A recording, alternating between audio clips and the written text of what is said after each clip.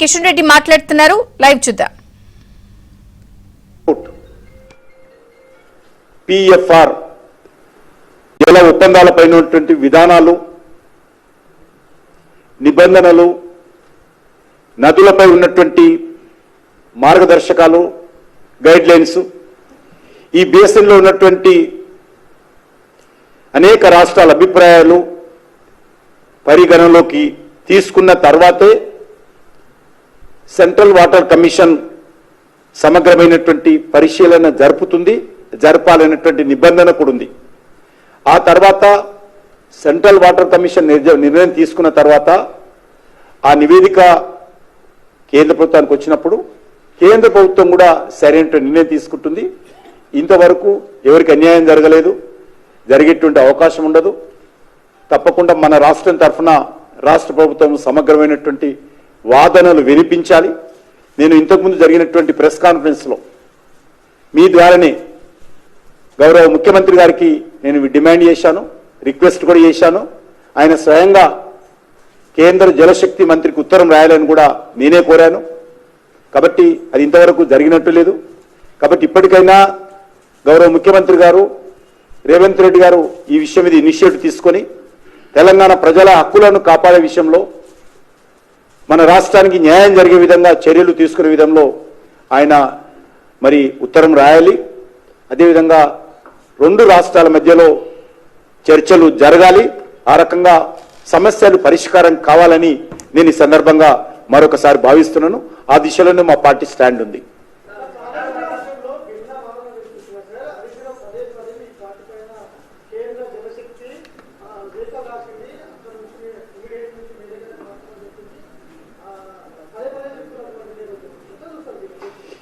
ఇప్పుడు నేను ఒకటే మనవి చేస్తున్నాను. ఆంధ్ర రాష్ట్రం విషయంలో గతంలో ఈ యొక్క కాళేశ్వరం ప్రారంభిస్తున్న సందర్భంగా గౌరవ ముఖ్యమంత్రి నాటి కేసీఆర్ గారు ఏదైతే మాట్లాడాడో ఒక్కసారి ఆ మాటలు తీసుకున్న తర్వాత మాట్లాడాలి. ఆయన ఏమన్నాడు ఆ రోజు?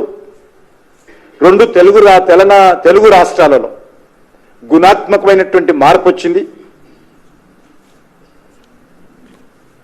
భేషజాలు లేవు, బేసిన్ల గొడవ లేదు, అపోహలు లేవు. ఆయన ఉపన్యాసం కోట్ చేస్తున్నాను.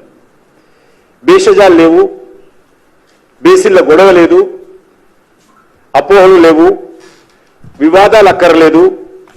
వివాదాలే కావాలనుకుంటే మరో తరానికి కూడా మనం నీళ్ళు ఇవ్వలేమని ఆ రోజు కేసీఆర్ అన్నాడు. ఇంకొక మాట అన్నాడు, తెలంగాణ ముఖ్యమంత్రి, ఆంధ్ర ముఖ్యమంత్రి వ్యక్తిగతంగా ఆలోచించరు, ప్రజల కోసమే ఆలోచిస్తారు. ప్రజలు నమ్మి మాకు ఓటేశారు, వారికి మేలు చేయడమే మా బాధ్యత.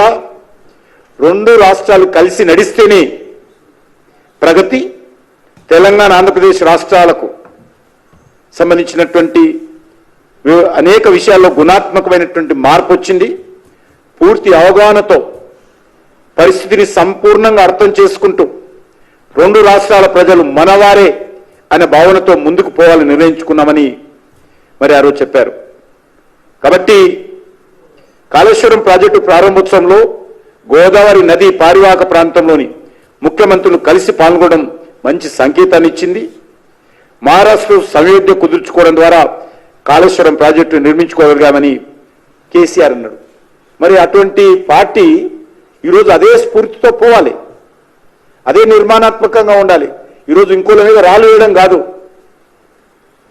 కాబట్టి వాళ్ళ రకంగా వాళ్ళ అధికారం ఉన్నప్పుడు రోజు 3 టీఎంసీల నీరు తన్నుకపోతుంటే ఈయన ఫామ్ హౌస్లో ఉన్నాడు. ఆ రోజు ఏం మాట్లాడలేదు.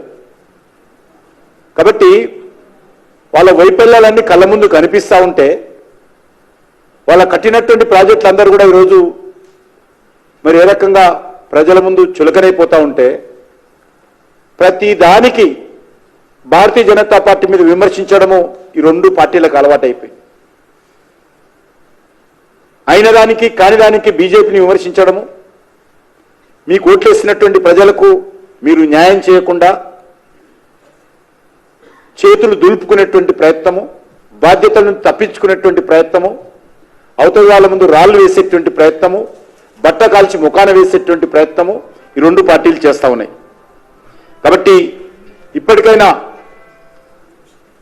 నేను తెలంగాణ ఉన్నటువంటి అన్ని రాజకీయ పార్టీలు కూడా ఈ రకంగా ఒకరి మీద ఒకరు బురద జల్లే ప్రయత్నం కాకుండా అందరం కలిసి తెలంగాణ రాష్ట్ర ప్రయోజనాలు కాపాడే దిశలో మరి ఏవైతే గతంలో ఉన్నటువంటి గైడ్ లైన్స్ ఉన్నాయో, డైరెక్షన్స్ ఉన్నాయో, గతంలో ఉన్నటువంటి మార్గదర్శకాలు ఉన్నాయో వాటి ఆధారంగా మనము వివరించాలి తప్ప ఈ రకంగా అవకాశం దొరికిందని రాజకీయపరమైనటువంటి లబ్ధి కోసం మాట్లాడితే ఏమాత్రం న్యాయం కాదని ఈ సందర్భంగా మనం చేస్తాను.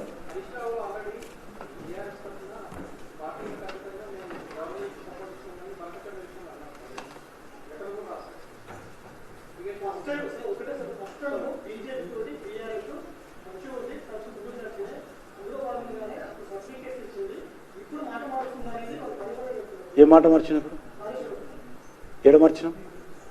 అప్పుడు ఇప్పుడు ఒకటే. కాళేశ్వరం విషయంలో భారతీయ జనతా పార్టీ ఎప్పుడూ మాట మార్చలేదు. అప్పుడు ఒకే మాట చెప్పాము, ఇప్పుడు ఒకే మాట చెప్పాము. కాళేశ్వరం ప్రాజెక్టు పేరు మీద దోపిడీ జరిగింది.